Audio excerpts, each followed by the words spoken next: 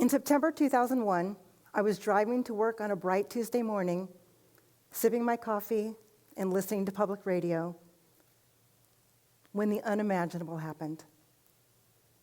At the time, I was a lawyer for the San Francisco International Airport, handling things like restaurant leases and airline agreements. And in that commute, I heard the horrifying news. 4 airplanes had been hijacked and used to attack the United States of America.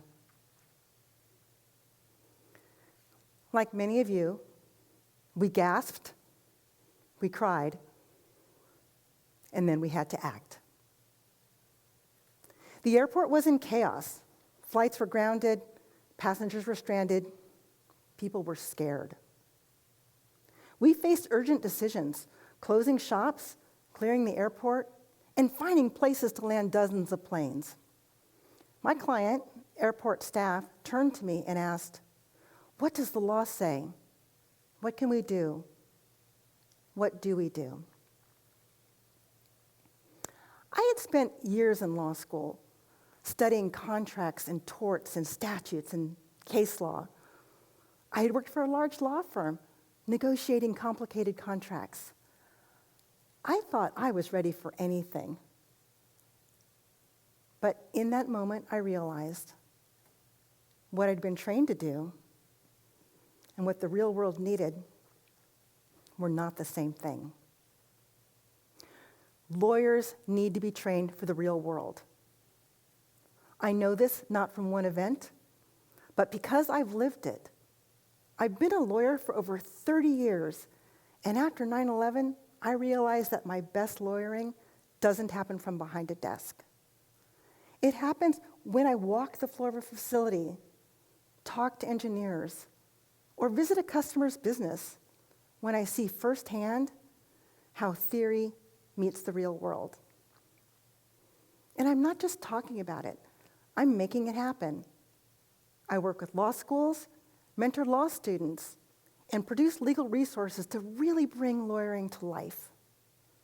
Because if we want better lawyers, we have to train them for the world they're going to work in. That was my aha moment. That is what lawyering is meant to be. But then came the uncomfortable realization. I had spent years training in law school and in practice, but I'd never really learned how to bring it together in the real world to solve real world problems. It's like learning how to drive by reading the manual. You memorize all the rules, but the first time you get behind the wheel, you don't know how to merge or what to do if someone slams their brakes. That's the gap. Growing up in California's farm country, everything I knew about lawyering came from TV. I'd watch old episodes of Perry Mason with my mom. He always had the right answer for just about every situation. But I didn't know any lawyers in real life. Naturally, when I went to law school, I assumed I would learn how to solve real-world problems. And I did learn a lot. But then came that day at the airport, and it hit me. Great lawyers don't just memorize laws or debate legal theory. They learn how to solve real everyday problems, like how to get buses into a secure facility to move stranded passengers during a national emergency.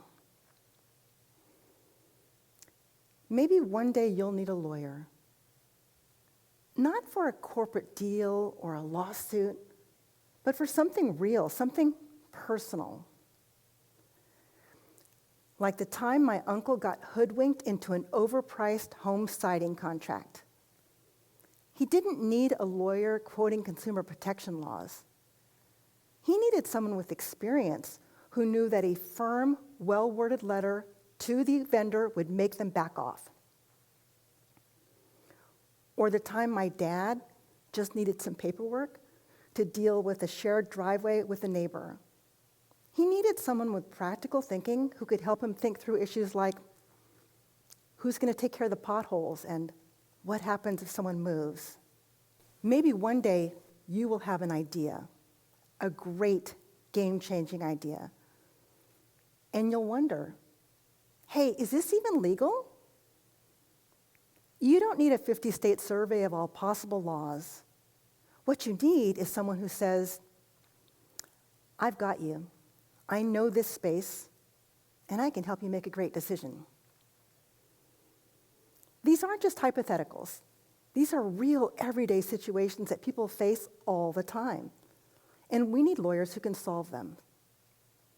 And for that, lawyers need more than textbooks. They need experience.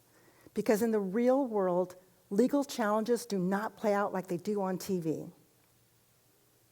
So how do we close the gap between theory and reality?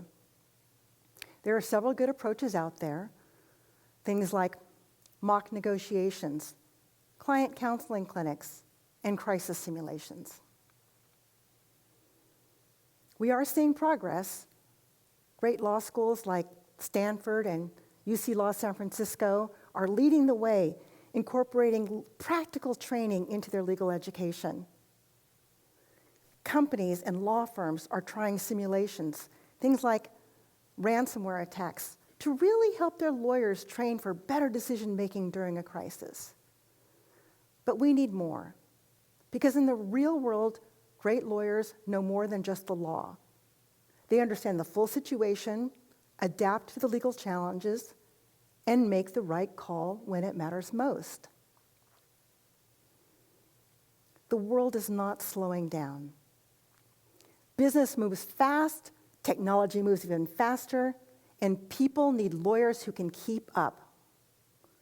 Not just with the law, but with changes in technology and business and risk. For those of you who are lawyers, your value is not just in knowing the law. It's about helping people navigate the hard, messy, in-between space where theory meets reality. For law schools, keep going, keep innovating, keep pushing legal education toward practical training so that future lawyers don't just survive, but thrive. And for any of you who might need a lawyer one day, don't just look for someone who knows the law. Look for someone who understands your situation, sees the full picture, and makes the right decision. Because at the end of the day, great lawyers are not like they are on TV. They're problem solvers, advisors, and partners. That is the future of law. And it starts now. Thank you.